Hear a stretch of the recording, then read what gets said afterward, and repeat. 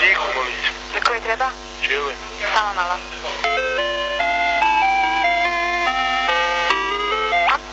Ja?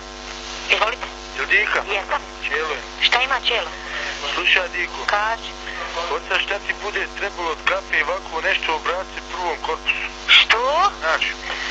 A ja koga uzmem na zub jeboj mater sebi, znaš, halo? Halo, ne čujem.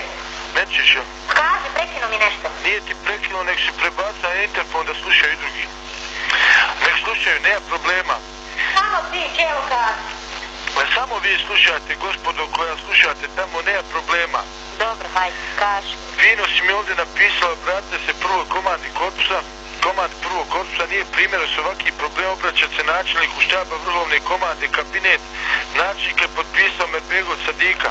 Ja po naredbi, kako mi rečeno, ja tako... Po naredbi. Boga mi tako. Lijepo po naredbi, sljedeći put kad treba kafe ili bilo što, onda se obrati po naredbi što je prvom korpusu. Privatno druženje, a posao je posao, to se kaže u narodu. Služba je služba, a družba je družba.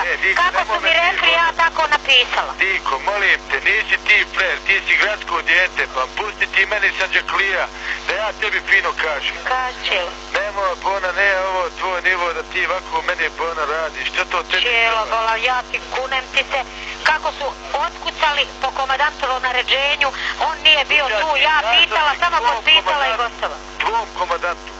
Tvom, a zapravo što znači tvom komandantu sam se ja sad popeo na leđa. A ja kad se nek me popije na leđa, zapamti me, ja sam dijete ovog grada i ove ulice. Srećemo se mi Diko i na ulici, pa se trebamo i pozdraviti, znaš.